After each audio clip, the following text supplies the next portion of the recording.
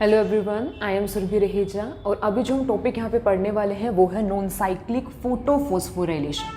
ठीक है, non cyclic photophosphorylation यहाँ पर दिखेंगे और ये टॉपिक यहाँ पर आता है, चैप्टर आता है फ्रॉम द फोटोसिंथेसिस से ये टॉपिक यहाँ पर है non cyclic photophosphorylation and unit होती है हमारी प्लांट फिजियोलॉजी।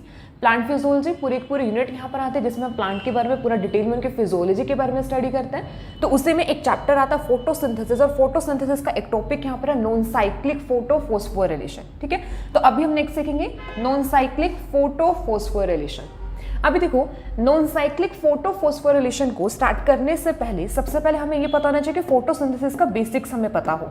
ठीक है, फोटोसिंथेसिस का बेसिक अगर हम यहाँ पे देखिए, अब जनरली सबको पता है कि प्लांट्स क्या करते हैं, फोटोसिंथेसिस परफॉर्म करते हैं। क्या करने के लिए? फूड को सिंथेसाइज करने के लिए। ठीक है, फोटोसिंथेसिस प्रोसेस होती है कि प्लांट क्या करेंगे, अपना फूड सिंथेसाइज करते हैं through the process of photosynthesis. अब जो फोटोसिंथेसिस प्रोसेस होता है, फूड सिंथेसिस मतलब यहाँ पे ग्लूकोज की फॉर्मेशन यहाँ पर होती है। सिंपल सा देखिए तो यहाँ पे क्या आता है, वाटर CO2 यहाँ पर यूज होगा, वाटर यहाँ पर यूज होगा और यहाँ पर क्या बनता है, ग्लूकोज यहाँ पे बनता है और साथ में जो हमें बाई प्रोडक्ट यहाँ पर मिलता है ऑक्सीजन यहाँ पर आता है। तो नॉर्मल ये प्रोसेस रहती है फोटोसिंथेसिस की, बट फोटोसिंथेसिस को डिटेल में देखा जाए तो photosynthesis consist of two reactions. दो रिएक्शंस यहाँ पर होती हैं। एक हमारे पास यहाँ पर आता है लाइट रिएक्शन आता है एंड एक होती है डार्क रिएक्शन। फोटोसिंथेसिस में दो रिएक्शन यहाँ पर आती हैं, light reaction and dark reaction. Light reaction simple होता है, ये लाइट के ऊपर डिपेंड करती है। ठीक है, सिंपल अगर हम देखें, लाइट रिएक्शन हमारे पास यहाँ पे क्या है, it is light dependent process.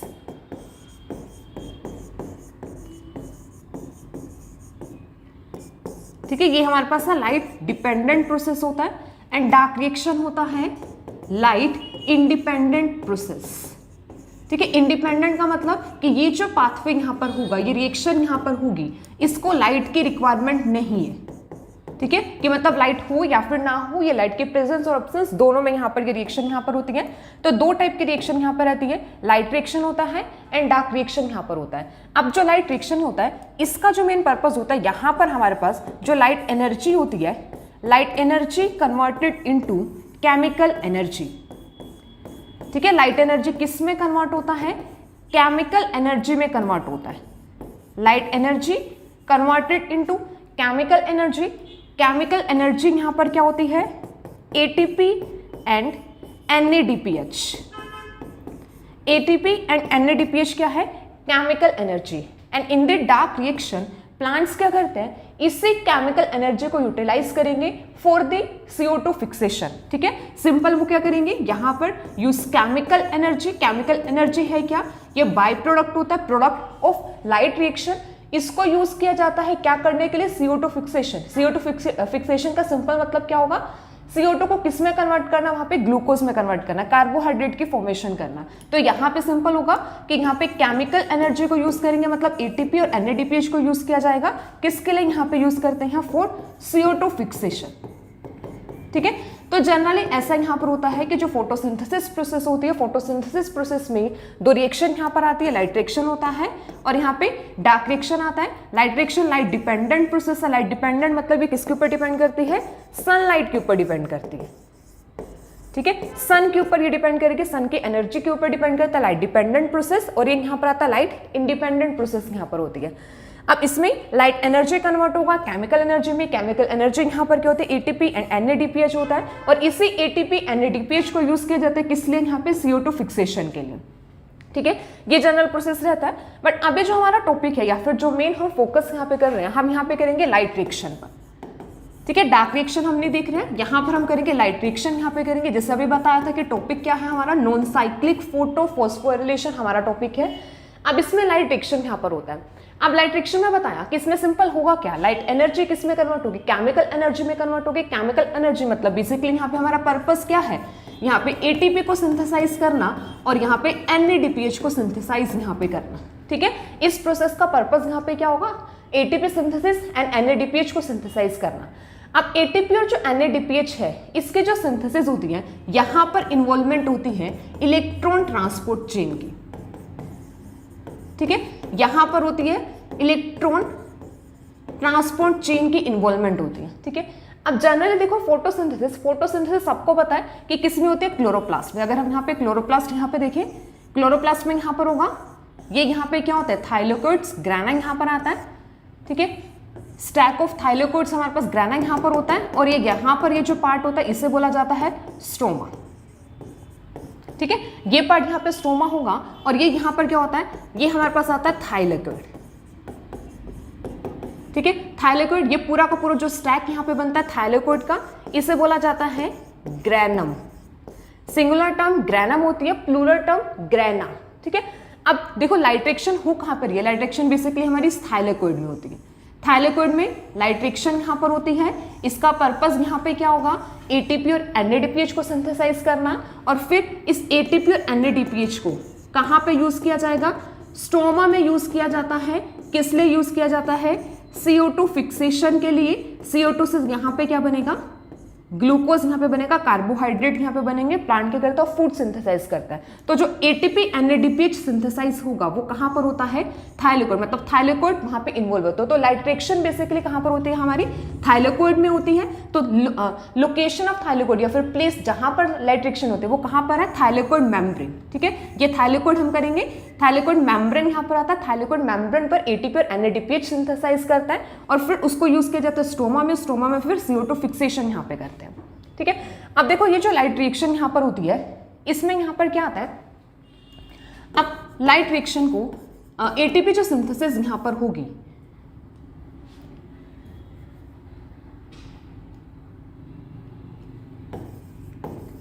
देखो जो प्लांट में जो एटीपी सिंथेसिस यहाँ पर होता है उसे हम एक टर्म यहाँ पे देते हैं जिसे बोला जाता है फोटोफोस्फोराइलेशन, ठीक है, उसे बोला जाता है फोटोफोस्फोराइलेशन, इसे बोलते हैं। अब देखो फोटोफोस्फोराइलेशन का मीनिंग यहाँ पे क्या होता है। अब फोटो मतलब यहाँ पे क्या हुआ, लाइट, ठीक है, फोटो मतलब यहाँ पे क्या होगा, लाइट यहाँ पर होगा। फोस्फोराइलेशन, फोस्फोराइलेशन में सिंपल मतलब यहाँ पर होता है सिंथेसिस ऑफ एटीपी, या फिर हम इसे बोलते हैं कि यहाँ पे जो एडीपी होगा, एडीपी यहाँ पे कंबाइन करता है विद द इनऑर्गेनिक फॉस्फेट, और यहाँ पर क्या बनता है, एटीपी सिंथेसाइज यहाँ पर होता है, और ये किसके प्रेजेंस में होता है, लाइट के प्रेजेंस में होता है, तो इसे बोला जाता है फोटोफोस्फोराइलेशन।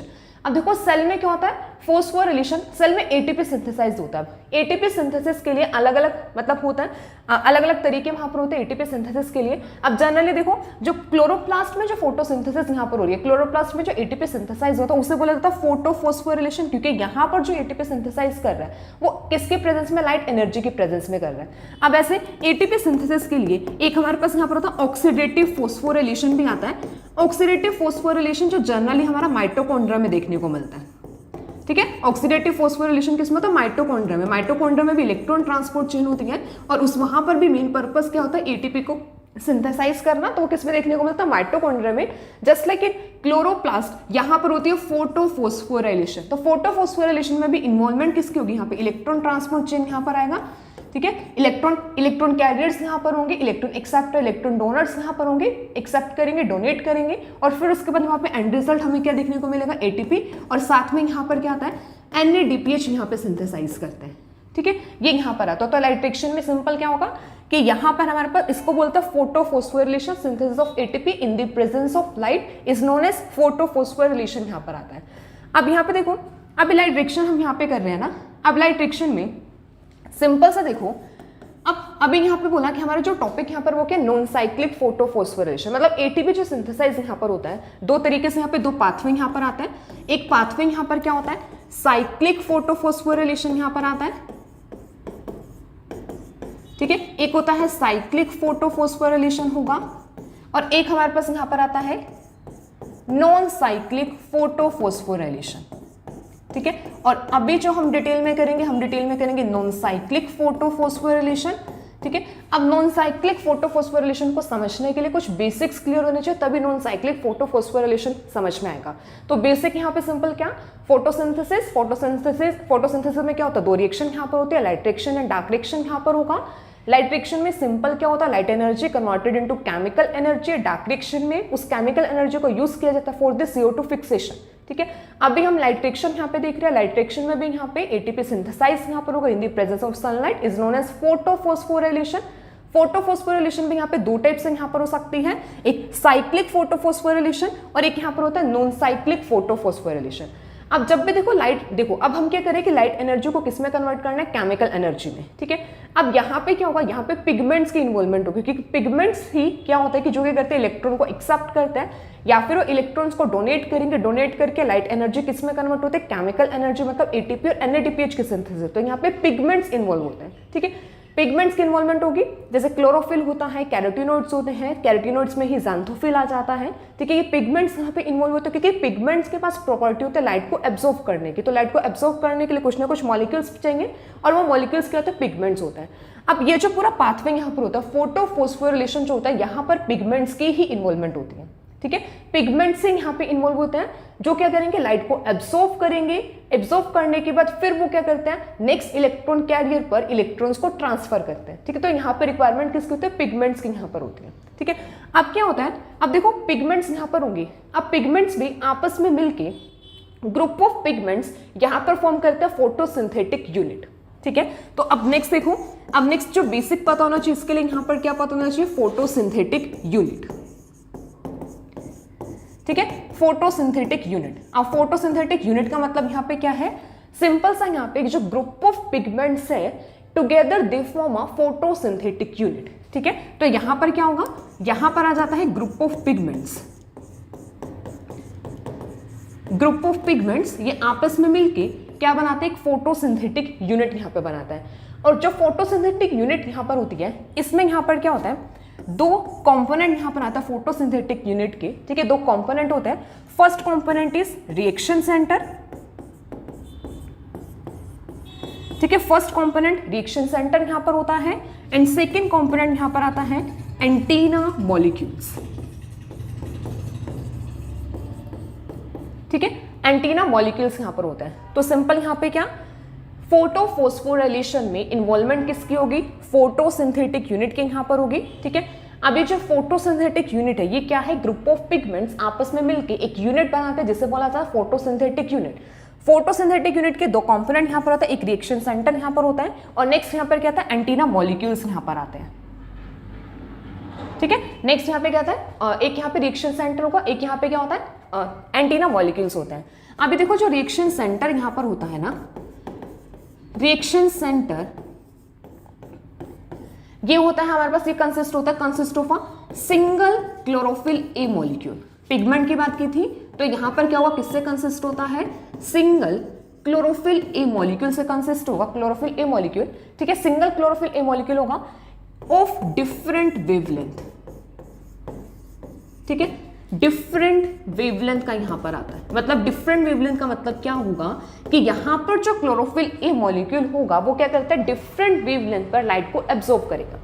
अब देखो, अब जैसे यहां पे हमारे पास दो यहां पे क्लोरोफिल मॉलिक्यूल यहां पर आता है, एक क्लोरोफिल मॉलिक्यूल होता है 700 और एक यहां पर होता है P680। 700 एंड 680 यहां पर क्या है, 700 का मतलब है कि यहां पर जो ये क्लोरोफिल ए मॉलिक्यूल लाइट को एब्जॉर्ब करेगा एट 700 नैनोमीटर, 700 नैनोमीटर पे लाइट को एब्जॉर्ब करेगा। और नेक्स्ट यहां पर होता है क्लोरोफिल मॉलिक्यूल जो क्या करता है, कहां पे 680 नैनोमीटर पे क्या करता है, लाइट को एब्जॉर्ब करता है, ठीक है। अब ये जो रिएक्शन सेंटर होता है, रिएक्शन सेंटर ही यहां पर फॉर्म करता है फोटो सिस्टम, ठीक है। इन्हीं को बोला जाता है फोटो सिस्टम। तो रिएक्शन सेंटर जो होता है वो एक क्या है, फोटो सिस्टम। फोटो सिस्टम मतलब जहां पर क्या प्रेजेंट है, single chlorophyll A molecule present है। वो क्लोरोफिल ए मॉलिक्यूल 700 नैनोमीटर का भी हो सकता है और 680 नैनोमीटर का भी यहां पर हो सकता है, ठीक है। अब इसमें से देखो जो हमारा P680 और P700 दो यहां पर क्या था, फोटो सिस्टम यहां पर आता है, photo system 1 and photo system 2 यहां पर होता है, ठीक है। अब यहां पे ये जो हमारे पास आता है ये होता है फोटो सिस्टम 2 और ये हमारे पास यहां पर आता है फोटो सिस्टम 1, ठीक है। दो फोटो सिस्टम यहां पर आता है, फोटो सिस्टम 700 यहां पर होगा, मतलब एक P700 यहां पर आता है और एक यहां पर आता है P680,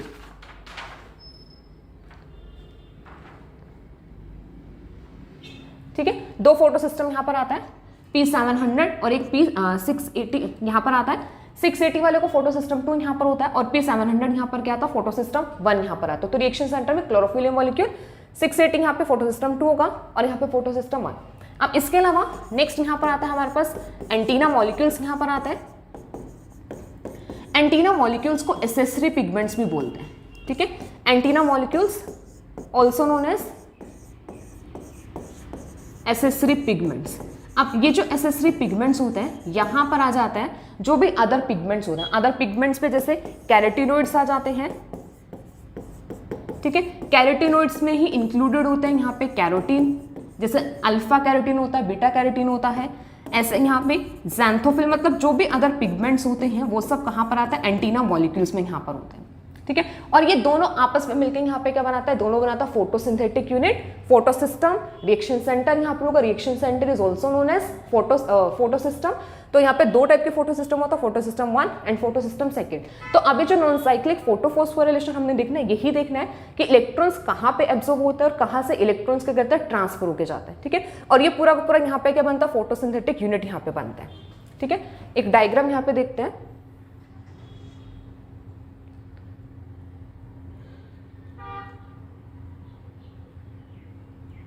ये देखो, अब ये जो डायग्राम हमारे पास यहाँ पे दिया हुआ है ना, ये यहाँ पे दिया हुआ है फोटोसिंथेटिक यूनिट।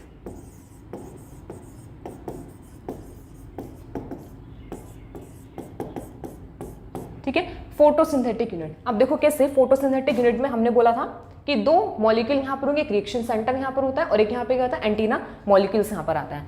अब देखो, अभी देखो ये जो यहाँ पर है,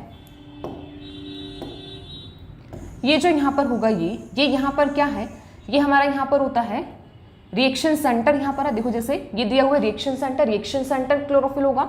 रिएक्शन सेंटर क्लोरोफिल यहाँ पे कैसा हो सकता है, ये फोटो सिस्टम 1 भी यहाँ पर हो सकता है और ये यहाँ पर फोटो सिस्टम 2 भी यहाँ पर हो सकता है। मतलब यहाँ पे फोटो सिस्टम 1 और 2, मतलब ये यहाँ पे P700 यहाँ पर हो सकता है और ये हो सकता है P680, मतलब 700 नैनोमीटर पे लाइट को ऑब्जॉर्व करना, और क्या हो सकता है 680, मतलब दो टाइप के फोटो सिस्टम होंगे। तो यहाँ पर ये रिएक्शन सेंटर क्लोरोफिल यहाँ पर आता है। अब इसी रिएक्शन सेंटर के साथ यहाँ पर ये एसोसिएटेड होते हैं एंटीना मॉलिक्यूल्स, ठीक है। ये सब यहाँ पर क्या है, ये सब एंटीना मॉलिक्यूल्स हैं जो क्या करते हैं, यहाँ पे एसोसिएटेड रहता है विद द रिएक्शन सेंटर। तो ये क्या है, एंटीना पिगमेंट मॉलिक्यूल्स यहाँ पर होते हैं, ठीक है। अब देखो इस एंटीना पिगमेंट मॉलिक्यूल्स का काम यहाँ पे क्या होता है, सिंपल सा। अभी देखो यहाँ से लाइट एनर्जी यहाँ पर आई, लाइट एनर्जी यहाँ पर क्या आता है, फोटॉन्स यहाँ पर आता है।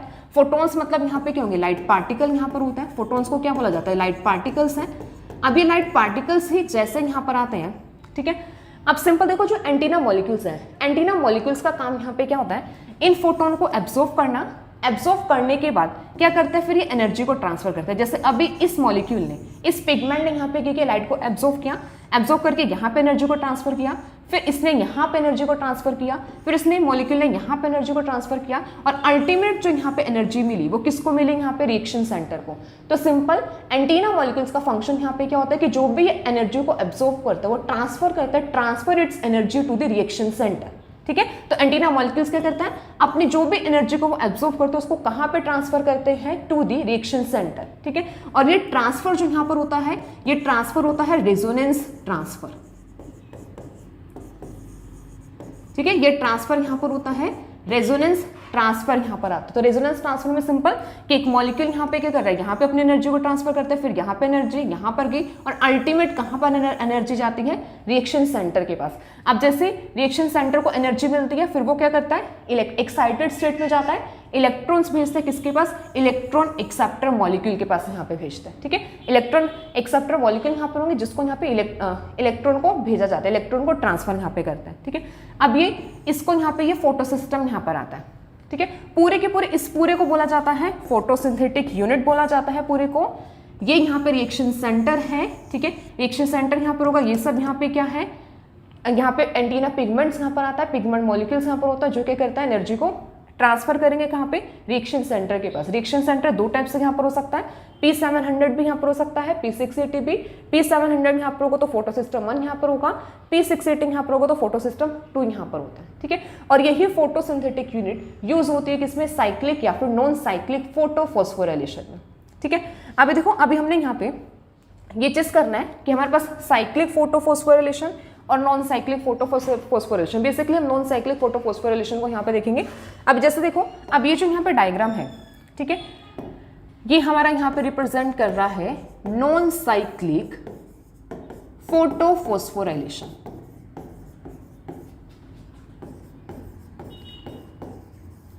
ठीक ठीक है, नॉन साइक्लिक फोटोफॉस्फोराइलेशन। अब देखो इसको नॉन साइक्लिक फोटोफॉस्फोराइलेशन में देखो, पहले तो यहाँ पे नॉन साइक्लिक फोटोफॉस्फोराइलेशन में क्या होता है, दोनों फोटो सिस्टम की इन्वॉल्वमेंट होती है। मतलब फोटो सिस्टम 1 भी इन्वॉल्व होगा, फोटो सिस्टम 2 भी इन्वॉल्व होता है। जैसे देखो अभी यहाँ पे क्या है, यहाँ पर ये है फोटो सिस्टम 2, ठीक है, फोटो सिस्टम 2 यहाँ पे क्या हुआ P680, और यहाँ पर है फोटो सिस्टम 1, फोटो सिस्टम 1 यहाँ पे क्या है P700। नॉन साइक्लिक फोटोफॉस्फोराइलेशन में दोनों फोटो सिस्टम इन्वॉल्व होते हैं, और यहां पर सिंपल सा क्या होता है कि फोटो सिस्टम 2 से जो इलेक्ट्रॉन्स है वो किसके पास जाता है, फोटो सिस्टम 1 के पास इलेक्ट्रॉन यहां पे जाता है। तो मतलब यहां पे एक फोटो सिस्टम से दूसरे फोटो सिस्टम के पास इलेक्ट्रॉन्स जाते हैं, उसे बोला जाता है नॉन साइक्लिक फोटोफॉस्फोराइलेशन। ठीक है, अब ऐसे साइक्लिक फोटोफॉस्फोराइलेशन होता है। साइक्लिक फोटोफॉस्फोराइलेशन में सिंपल वहां पे क्या होता है कि एक ही फोटो सिस्टम से इलेक्ट्रॉन्स आता है और back to the same photosystem, same ही फोटो सिस्टम पे वापस आ जाता है। जैसे फोटो सिस्टम 1 से इलेक्ट्रॉन गए और वापस से किसके पास आ गए, इसी फोटो सिस्टम 1 के पास, मतलब कोई दूसरे फोटो सिस्टम के पास इलेक्ट्रॉन्स ट्रांसफर होकर नहीं जाते, उसे बोला जाता है साइक्लिक फोटो। मतलब साइकिल का मतलब क्या होगा, वापस से वहीं पे आ जाना, साइक्लिक फोटोफॉस्फोराइलेशन। ठीक है, अभी हम कर रहे हैं नॉन साइक्लिक फोटोफॉस्फोराइलेशन, मतलब दोनों फोटो सिस्टम की यहाँ पे इन्वॉल्वमेंट यहाँ पर होगी। ठीक है, नॉन साइक्लिक फोटोफॉस्फोराइलेशन यहाँ पर आता है। अब देखो नॉन साइक्लिक फोटोफॉस्फोराइलेशन पर्पस यहाँ पे क्या है, एटीपी को सिंथेसाइज करना और NADPH को सिंथेसाइज करना, और दोनों के सिंथेसिस कैसे होगी, इलेक्ट्रॉन्स ट्रांसफर होंगे एक इलेक्ट्रॉन कैरियर से दूसरे इलेक्ट्रॉन कैरियर की तरफ, फिर वहां पे क्या होता है एटीपी और NADPH सिंथेसाइज यहाँ पे करता है। ठीक है, अब इसमें देखो सिंपल क्या हुआ, अब देखो हम पूरा डिटेल प्रोसेस यहाँ पे देखते हैं कि होगा यहाँ पे क्या क्या। अभी देखो हमारे पास यहाँ पे फोटो सिस्टम 2 यहाँ पर है, फोटो सिस्टम 2 ने यहाँ से फोटोन्स यहाँ पर आता है, फोटोन्स मतलब लाइट एनर्जी यहाँ पर होगी वो आएगी, और ये साथ में यहाँ पर क्या है, ये एंटीना मॉलिक्यूल्स यहाँ पर है। अब इन एंटीना मॉलिक्यूल्स ने लाइट को एब्जॉर्ब किया और एब्जॉर्ब करके कहाँ पे ट्रांसफर कर दिया, इन्होंने ट्रांसफर किया यहाँ पे रिएक्शन सेंटर के पास। रिएक्शन सेंटर यहाँ पे कौन सा है, फोटो सिस्टम 2 यहाँ पर होगा, 618 यहाँ पर होता है। ठीक है, अब जैसे रिएक्शन सेंटर ने यहाँ पे क्या किया, इलेक्ट्रॉन्स को एब्जॉर्ब किया, एब्जॉर्ब करने के बाद ये जो रिएक्शन सेंटर होता है ये किस में चला जाता है, एक्साइटेड स्टेट में। ठीक है, नॉर्मल ऐसा ही होता है, जनरली देखा जाए तो जब भी कोई भी मॉलिक्यूल लाइट को एब्जॉर्ब करता है तो इलेक्ट्रॉन्स वहाँ पे शिफ्ट करते हैं ना, इलेक्ट्रॉन्स क्या करते हैं, नेक्स्ट ऑर्बिटल में ट्रांसफर होता है ना। अब ऐसे यहाँ पे ये यहाँ पर हम बोल सकते हैं इसके यहाँ पे क्या, ये ग्राउंड स्टेट यहाँ पर है। अभी यहाँ पे किस में प्रेजेंट है, ग्राउंड स्टेट में प्रेजेंट है, और ये इलेक्ट्रॉन क्या करता है, जैसे ही लाइट को एब्जॉर्ब करता है, एब्जॉर्ब करने के बाद कहाँ पे जाता है, एक्साइटेड स्टेट में जाता है। एक्साइटेड स्टेट से अब क्या करता है, जब ये वापस से ग्राउंड स्टेट में आएगा तब क्या करता है, अपने इलेक्ट्रॉन्स को ट्रांसफर करता है। ठीक है, एक्साइटेड स्टेट से जैसे ही ग्राउंड स्टेट में आएगा तब क्या करेगा, इलेक्ट्रॉन को ट्रांसफर करता है। इलेक्ट्रॉन को ट्रांसफर किसको करेगा, इलेक्ट्रॉन कैरियर मॉलिक्यूल को। अब यहाँ पे सबसे पहले जो इलेक्ट्रॉन ट्रांसफर होता है वो किसके पास जाता है, फियोफाइटिन। तो फियोफाइटिन यहाँ पर क्या होगा, ये हमारे पास होता है प्राइमरी इलेक्ट्रॉन एक्सेप्टर। ठीक है, तो फोटो सिस्टम 2 से सबसे पहले जो इलेक्ट्रॉन जाता है किसके पास जाता है, प्राइमरी इलेक्ट्रॉन एक्सेप्टर के पास। फोटो सिस्टम 2 से प्राइमरी इलेक्ट्रॉन एक्सेप्टर पे फियोफाइटिन यहाँ पर होगा। ठीक है, अब फियोफाइटिन से फिर यहाँ पे क्या करता है, इलेक्ट्रॉन ट्रांसफर होंगे, इलेक्ट्रॉन ट्रांसफर होकर नेक्स्ट इलेक्ट्रॉन मॉलिक्यूल के पास, इलेक्ट्रॉन कैरियर के पास यहाँ पे जाता है, वो क्या होता है, प्लास्टोक्यूनिन। PQ यहाँ पर है प्लास्टोक्यूनिन। ठीक है, प्लास्टोक्यूनिन यहाँ पर होगा, प्लास्टोक्यूनिन से इलेक्ट्रॉन को एब्जॉर्ब किया, मतलब इलेक्ट्रॉन को एक्सेप्ट किया यहाँ पे, एक्सेप्टेंस के बाद फिर क्या करते हैं, इलेक्ट्रॉन को ट्रांसफर करते हैं किसके पास, साइटोक्रोम कॉम्प्लेक्स। अब यहाँ पे होता है साइटोक्रोम B6F कॉम्प्लेक्स ही होता है, साइटोक्रोम B6F कॉम्प्लेक्स यहाँ पर होता है, जिसको क्या, जहां पर क्या करता है, इलेक्ट्रॉन को ट्रांसफर ये करते हैं। ठीक है, साइटोक्रोम B6F से यहाँ पर इलेक्ट्रॉन ट्रांसफर होकर जाता है PC, next electron carrier molecule यहाँ पर आता है PC यहाँ पर होता है प्लास्टोसाइनिन। ठीक है, PC है प्लास्टोसाइनिन, इलेक्ट्रॉन कैरियर यहाँ पर, ये सब इलेक्ट्रॉन कैरियर से जो कि कहते हैं इलेक्ट्रॉन को कैरी यहाँ पे कर रहा है, इलेक्ट्रॉन्स को ट्रांसफर करते हैं, मतलब एक्सेप्टेंस एंड डोनेशन। कि जैसे यहाँ पे इलेक्ट्रॉन यहाँ पे क्या हुआ, पहले यहाँ पे रिसीव हुए, फिर उन्होंने इलेक्ट्रॉन्स को डोनेट किए किसको, फियोफाइटिन के पास, एक्सेप्टर बनाइए, फिर इसने इलेक्ट्रॉन्स को किसको भेज दिया, यहाँ पे प्लास्टोक्यूनिन से इलेक्ट्रॉन किसके पास जा रहे हैं, साइटोक्रोम कॉम्प्लेक्स के पास B6F कॉम्प्लेक्स होता है, फिर प्लास्टोसाइनिन के पास जाता है, प्लास्टोसाइनिन फिर इलेक्ट्रॉन्स को कहाँ पे ट्रांसफर करता है, फोटो सिस्टम 1 के पास, P700 यहाँ पर आता है, फोटो सिस्टम 1 के पास इलेक्ट्रॉन को ट्रांसफर करता है।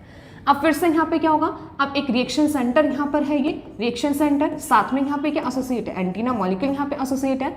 अब ये क्या रिसीव करेगा, फोटॉन्स मतलब लाइट को रिसीव करेगा, एक्साइटेड स्टेट में जाएगा। P700 क्या होगा, ग्राउंड स्टेट से किस में जाएगा, एक्साइटेड स्टेट में। एक्साइटेड स्टेट में जाके फिर ये क्या करता है, यहाँ पे इलेक्ट्रॉन ट्रांसफर करेगा। इलेक्ट्रॉन ट्रांसफर देखो कैसे करता है, अब यहाँ पे लिखा हुआ electron transport chain. Electron transport chain का मतलब कि यहाँ पे कुछ कैरियर मॉलिक्यूल्स यहाँ पर होंगे। अब कैरियर मॉलिक्यूल देखो यहाँ पे कौन कौन से यहाँ पे रहते हैं। सबसे पहले यहाँ पर आता है ए नोट, यहाँ पर होता है, फिर इसके बाद यहाँ पे A1 यहाँ पर आता है, ठीक है, ए नोट A1, और फिर इसके बाद यहाँ पर आता है आयरन सल्फर प्रोटीन, और फिर इस आयरन सल्फर प्रोटीन से जाते हैं फेरोडॉक्सिन के पास, ठीक है। इलेक्ट्रॉन देखो कैसे, P700 एक्साइटेड हुआ, इलेक्ट्रॉन किसके पास जाता है, ए नोट और A1 के पास, ए नोट A1 से किसके पास जाता है, iron sulphur protein, iron sulphur protein से किसके पास जाता है, फेरोडॉक्सिन से, और फेरोडॉक्सिन फिर क्या करता है, फेरोडॉक्सिन यहाँ पे एसोसिएट होता है एक एंजाइम के साथ, वो होता है FNR, ठीक है। एंजाइम यहाँ पे क्या है, FNR। FNR यहाँ पर होता है, देखो FNR यहाँ पर होगा फेरोडॉक्सिन, फेरोडॉक्सिन NADP रिडक्टेस, एंजाइम है फेरोडॉक्सिन NADP रिडक्टेस। अब ये फेरोडॉक्सिन NADP रिडक्टेस एंजाइम करेगा क्या, ये करता है, ये यहाँ पे जो NADP पॉजिटिव होता है, इस NADP पॉजिटिव को हाइड्रोजन के साथ एसोसिएट करेगा और फॉर्मेशन करता है NADPH। मतलब बेसिकली सिंपल यहाँ पे रिडक्शन प्रोसेस यहाँ पर हो रहा है। तो सिंपल FNR यहाँ पे क्या करता है, फेरोडॉक्सिन NADP रिडक्टेस एंजाइम यहाँ पर है। अब यहाँ से फेरोडॉक्सिन ने क्या किया, इलेक्ट्रॉन को ट्रांसफर किए। अब इस इलेक्ट्रॉन को एक्सेप्ट करके वो क्या करता है, रिड्यूस कर देता है NADP पॉजिटिव को किसमें, NADPH में। तो फाइनली देखो यहाँ पे क्या हुआ, NADPH सिंथेसाइज यहाँ पर हुआ, और यही लाइट रिएक्शन का पर्पस है, क्या करना, NADPH की सिंथेसिस यहाँ पे करना, ठीक है। अब देखो, अब ये जो P700 है, P700 ने इलेक्ट्रॉन कहाँ पे ट्रांसफर किए, A naught A1, iron sulphur protein, ferredoxin, ferredoxin से फिर क्या करते हैं, वहाँ पे रिड्यूस होते हैं किसमें, NADPH में, ठीक है। अब इसमें से देखो जो ये ए नोट और A1 यहाँ पर है, ए नोट और A1 हमारे पास अननोन कैरियर्स है, मतलब जिसकी अभी तक कोई भी डिस्कवरी नहीं हुई है, ठीक है। ये अननोन कैरियर्स यहाँ पर होता है, ठीक है, अननोन कैरियर यहाँ पर होंगे, ए नोट और A1 यहाँ पर जो होता है। अब यहाँ पे जो हमारे पास आयरन सल्फर आता है, आयरन सल्फर यहां पर होता है प्राइमरी इलेक्ट्रॉन एक्सेप्टर,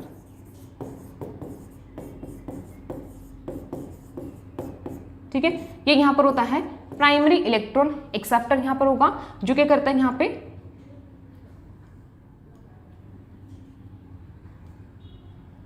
इलेक्ट्रॉन को एक्सेप्ट करेगा। जैसे देखो यहां पर हमने प्राइमरी इलेक्ट्रॉन एक्सेप्टर किया था, फियोफाइटिन किया था, ठीक है। यहाँ पर हमने किया था फियोफाइटिन, यहाँ पे फियोफाइटिन प्राइमरी इलेक्ट्रॉन एक्सेप्टर आता, और यहाँ पर जो प्राइमरी इलेक्ट्रॉन एक्सेप्टर होता है वो आता है आयरन सल्फर। और क्वेश्चन यहीं से बनता है कि प्राइमरी इलेक्ट्रॉन एक्सेप्टर क्या होगा। तो सिंपल देखो, यहाँ पे सिंपल सी चेन यहाँ पर कैसे सिंथेसाइज यहाँ पर हो रही है। सबसे पहले यहाँ पे इलेक्ट्रॉन ट्रांसपोर्ट चेन कैसे यहाँ पे बन रहा है कि P680 ने इलेक्ट्रॉन को एब्जॉर्व किया, एब्जॉर्व करके वहाँ पे किसको ट्रांसफर करता है, फियोफाइटिन को।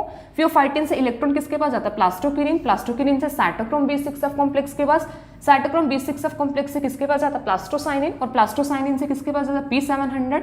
फिर इलेक्ट्रॉन को क्या करता है, ट्रांसफर किसको करता है, A naught A1 iron sulphur protein, फिर फेरोडॉक्सिन, फेरोडॉक्सिन एसोसिएट होता है विद द एंजाइम FNR, ठीक है, फेरोडॉक्सिन NADP रिडक्टेस एंजाइम, और फिर वहां से क्या करता है, NADPH की सिंथेसिस यहाँ पर हो जाती है, ठीक है। अब देखो यहाँ पे NADPH सिंथेसाइज हो गया। अब इसके अलावा देखो, अब एक और कंसेप्ट यहाँ पे क्या होता है कि जैसे देखो यहाँ पे हुआ क्या, अब ये जो P680 है इसने क्या किया, अपने इलेक्ट्रॉन्स को ट्रांसफर कर दिया। अब इलेक्ट्रॉन्स को ट्रांसफर करने के बाद अब ये जो P680 यहाँ पर होता है ये बन जाता है इलेक्ट्रॉन डेफिशिएंट, ठीक है। अब ये यहाँ पर क्या बन गया, इलेक्ट्रॉन डेफिशिएंट, क्योंकि इसने अपने क्या कर दिया, इलेक्ट्रॉन्स को ट्रांसफर कर दिया ना। इलेक्ट्रॉन डेफिशिएंट यहाँ पर हुआ, इसने अपने इलेक्ट्रॉन्स किसको दे दिया, फोटोसिस्टम 1, फोटोसिस्टम 1 से NADPH यहाँ पे बने, इलेक्ट्रॉन डेफिशिएंट यहाँ पर हुआ। अब इलेक्ट्रॉन डेफिशिएंट जो कंपाउंड्स होते हैं या फिर कोई भी मॉलिक्यूल अगर इलेक्ट्रॉन डेफिशिएंट होता है तो वो वापस से लाइट एनर्जी को एब्जॉर्ब करके एक्साइटेड स्टेट में नहीं जा सकता। मतलब यहाँ पे क्या करना पड़ेगा, यहाँ पे रिप्लेनिश यहाँ पे करना पड़ेगा, ठीक है। यहाँ पे रिप्लेसमेंट होगी इलेक्ट्रॉन्स की। अब यहाँ पे जो रिप्लेसमेंट होती है इलेक्ट्रॉन्स की वो कैसे होता है, देखो यहाँ पे एक ये दिया हुआ है कि यहाँ पे वाटर है, वाटर यहाँ पे क्या करता है, ब्रेक यहाँ पर होता है किसमें, प्रोटॉन्स में, और यहाँ पे किसमें, ऑक्सीजन में यहाँ पर हो रहा है। तो मतलब यहाँ पर प्रेजेंट होता है यहाँ पर कॉम्प्लेक्स होता है ऑक्सीजन इवॉल्विंग कॉम्प्लेक्स, ठीक है। तो मतलब जो फोटोसिस्टम 2 है it is associated with the oxygen evolving complex, ठीक है। किसके साथ एसोसिएट होता है? ऑक्सीजन इवॉल्विंग कॉम्प्लेक्स के साथ ही एसोसिएट रहता है। और इस ऑक्सीजन इवॉल्विंग कॉम्प्लेक्स के साथ एसोसिएट होकर इसका काम होता है वाटर स्प्लिटिंग, ठीक है, वाटर को स्प्लिट करना। अब जैसे यहाँ पे क्या होगा, इसका फंक्शन यहाँ पे क्या होगा, वाटर स्प्लिट करना, ठीक है। यहां पर होगी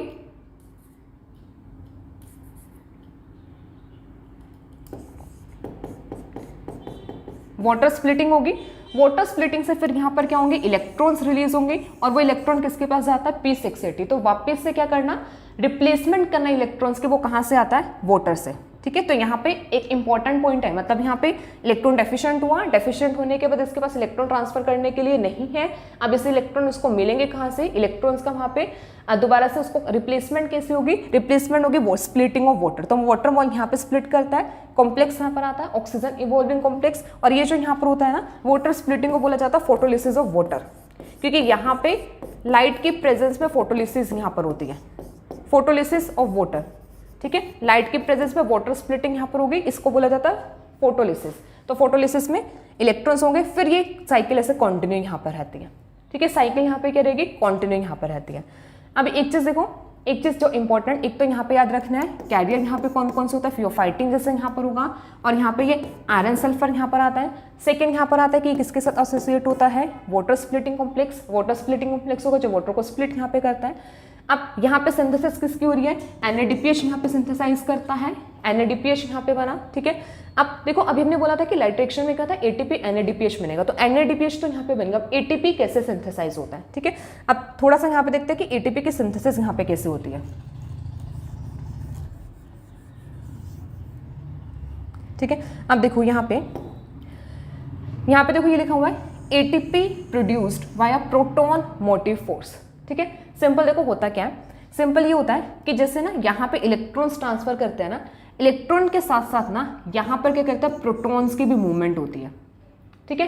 प्रोटॉन्स में मूव करते हैं, और ये जो प्रोटॉन होता है, प्रोटॉन की जो मूवमेंट होती है वो क्या करता है, वो फॉर्म करता है प्रोटॉन मोटिव फोर्स। और प्रोटॉन मोटिव फोर्स यहाँ पे इंपॉर्टेंट होती है किसके लिए, ATP सिंथेसिस के लिए, ठीक है। तो मतलब ये जो यहाँ पे जब इलेक्ट्रॉन्स यहाँ पे ट्रांसफर होता है तब साथ साथ यहाँ पे प्रोटॉन्स भी यहाँ पर आता है, और ये प्रोटॉन्स हेल्प करते हैं क्या करने में, ATP को सिंथेसाइज करने में। मतलब जब इलेक्ट्रॉन ट्रांसपोर्ट यहाँ पे हो रहा है, इसी इलेक्ट्रॉन ट्रांसपोर्ट के टाइम पे बीच में यहाँ पर जो इलेक्ट्रॉन ट्रांसफर होता है यहीं पर क्या बनता है, ATP सिंथेसाइज यहाँ पर होता है, ठीक है। देखो अब इसको एक और डायग्राम से यहाँ से देखते हैं, उससे ज्यादा क्लियर होगा। ये देखो, ये हमारे पास यहाँ पर आता है, देखो अब सिंपल है क्या, ये हमारे पास यहाँ पर है थाइलेकोइड मेम्ब्रेन, ठीक है। अभी जैसे स्ट्रक्चर बताया था, ये यहाँ पर है थाइलेकोइड मेम्ब्रेन। लाइट रिएक्शन कहाँ पर होती है, थाइलेकोइड मेम्ब्रेन में होती है, थाइलेकोइड मेम्ब्रेन होगा।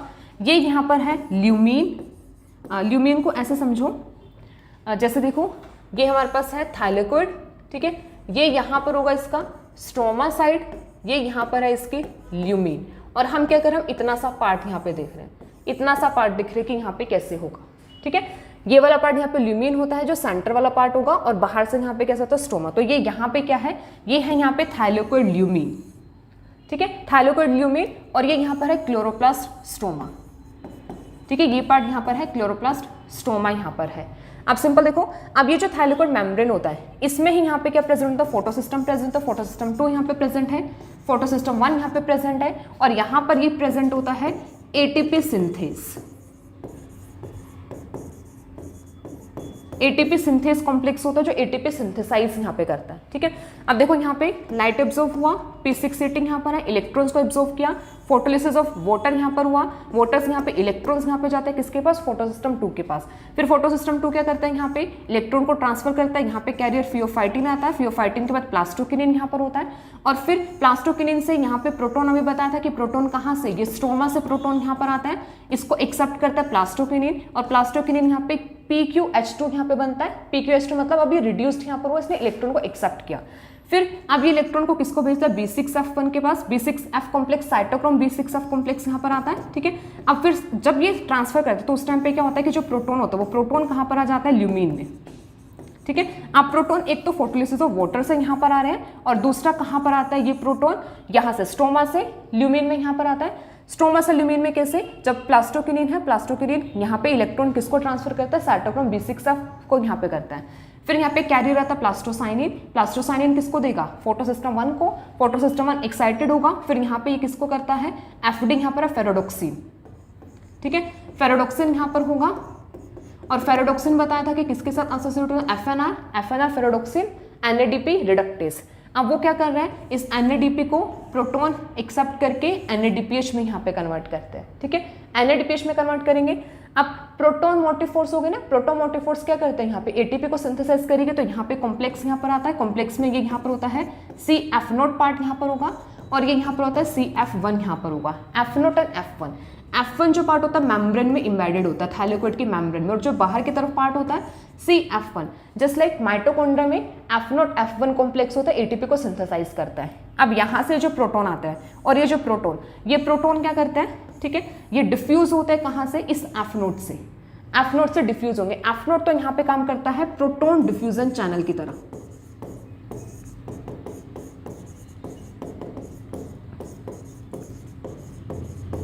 ठीक है, ये यहाँ पे काम करता है प्रोटॉन डिफ्यूजन चैनल की तरह, मतलब इससे यहाँ से प्रोटॉन डिफ्यूज होंगे और प्रोटॉन डिफ्यूजन इंपॉर्टेंट होती है क्या करने के लिए, यहाँ पे ATP को सिंथेसाइज करने के लिए। अब प्रोटॉन यहाँ से बाहर जाता है और यहाँ पे ADP के साथ इनऑर्गेनिक फॉस्फेट एसोसिएट होता है और क्या बनता है ATP, ठीक है। तो यहाँ पे देखो NADPH यहाँ पे बन गया, ठीक है, NADPH यहाँ से ये बना और ये कहाँ पर बनता है ATP में। अब एक चीज और यहाँ पे याद रखना कि NADPH और जो ATP है इन दोनों के सिंथेसिस कहाँ पर होती है, स्ट्रोमल साइड में, क्योंकि स्ट्रोमा में ही डार्क रिएक्शन यहाँ पर होनी है तो इनकी सिंथेसिस भी कहाँ पर होती है, स्ट्रोमल साइड पे यहाँ पर होता है, ठीक है। तो ये हमारे पास यहाँ पर आता है नॉन साइक्लिक फोटोफॉस्फोराइलेशन, ठीक है, ये पूरा का पूरा एक्सप्लेन करता है non cyclic photophosphorylation, involvement of two photosystem, electron transfer होता है, इलेक्ट्रॉन ट्रांसफर होने से फिर यहाँ पे प्रोटॉन की मूवमेंट से यहाँ पे क्या बनता है, ATP सिंथेसाइज होता है। ATP के सिंथेसिस के लिए वैसे एक थ्योरी यहाँ पर आती है, हाइपोथेसिस होती है, केमोस्मोटिक हाइपोथेसिस वहाँ पर होता है, जो बेसिकली वहाँ पे प्रोटॉन ग्रेडियंट के बारे में बताता है कि प्रोटॉन ग्रेडियंट वहाँ पे बनता है, प्रोटॉन ग्रेडियंट ही रिस्पॉन्सिबल होता है ATP को सिंथेसाइज करने के लिए, ठीक है।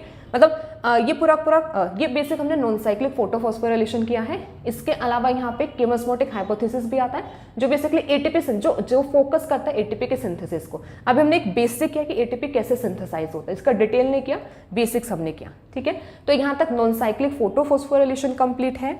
अब इसी के रिलेटेड ही देखो क्वेश्चन यहाँ पे कैसे बन सकते हैं, जैसे देखो ये क्वेश्चन यहाँ पर है, इसमें यहाँ पे क्या हुआ, अच्छा LHC यहाँ पर है, LHC होता है लाइट हार्वेस्टिंग कॉम्प्लेक्स, जो हमने अभी फोटो सिस्टम किया ना, फोटो सिस्टम के साथ जो भी यहाँ पे एंटीना मॉलिक्यूल्स यहाँ पे एसोसिएट है, तो ये सब क्या कर रहा है, लाइट को हार्वेस्ट कर रहे हैं ना, लाइट को एब्जॉर्ब कर, तो लाइट हार्वेस्टिंग कॉम्प्लेक्सेस इन्हें बोला जाता है, ठीक है। तो यहाँ पे लाइट हार्वेस्टिंग कॉम्प्लेक्स हुआ, मतलब जैसे यहाँ पे ये क्या है, ये है यहाँ पे फोटो सिस्टम 2 यहाँ पर है और ये यहाँ पर है फोटो सिस्टम 1, क्योंकि फोटो सिस्टम 2 एसोसिएट होता है किसके साथ, यहाँ पे फोटोलिसिस ऑफ वाटर के साथ, इलेक्ट्रॉन्स ट्रांसफर होता है, एक्साइटेड होगा। अब क्वेश्चन ये है कि यहाँ पे ये बताना है कि B यहाँ पे क्या है, A यहाँ पे क्या है, C यहाँ पे क्या होगा और D यहाँ पे क्या होगा, ठीक है।